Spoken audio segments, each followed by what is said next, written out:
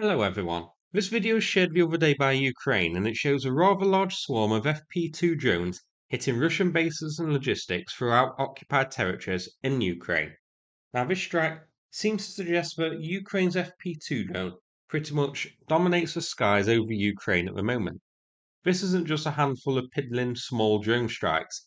This is a lot of drone strikes in one video. A video over 2 minutes long showing multiple targets being hit by multiple drones on the same day. So these Russian bases seen here were absolutely malleted by Ukraine. This video was shared by the Special Operations Forces of Ukraine, and they gave some additional context here which I'm going to read out to you.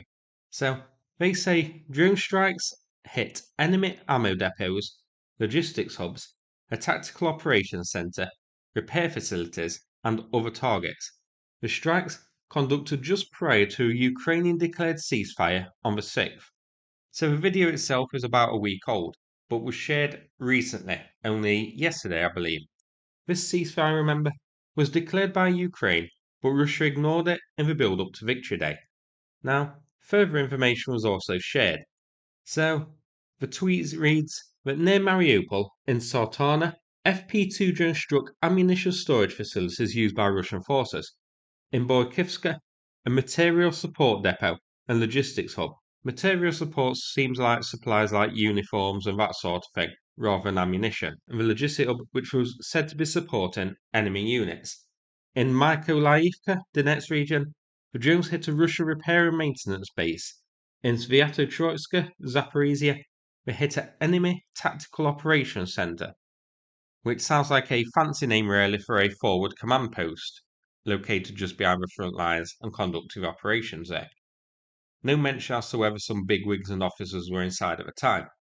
The tweet further reads, in Rovenki, Luhansk, a temporary station of Russian mechanics and technical personnel.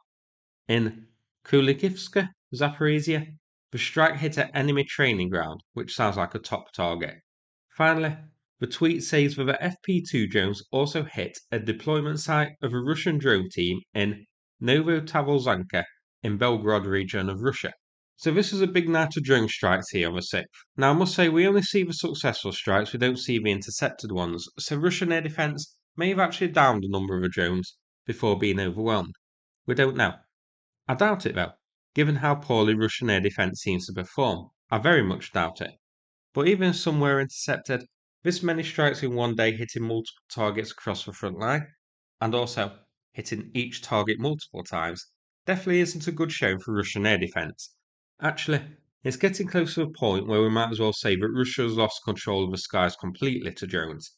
Before, we just didn't have air superiority. We couldn't really say Ukraine did either. But now, with this number of drone strikes in one day, you could definitely make the case that they've lost control of the skies over Ukraine altogether to drones. The FP-2 has become Ukraine's main attack drone this year, with a significant percentage of its strikes involving it. It has a 100 kg plus warhead, a 200 km range, allowing it to hit deep behind the front line, and costs about 50k per unit. Firepoint announced last year that it would produce up to 200 strike drones a day. This would be a mix of the FP-1 and the FP-2. So Ukraine has plenty of these to go around. Now I don't have an exact geolocation for these, but the settlements mentioned by Ukraine is shown here. So most of them are big strikes towards the enemy's rear. In Belgrade, one being close to the front line, this was a UAV team, remember, and the other one you can see a bit further forward, was nearer to the front line in Sviatotroitska. This was a tactical operations centre controlling the front lines. So, an excellent series of drone strikes here, and I definitely thought this video was worth a watch. Hope you found it interesting. If so, please click like and subscribe. I'd appreciate it. Thanks so much, and take care, everybody.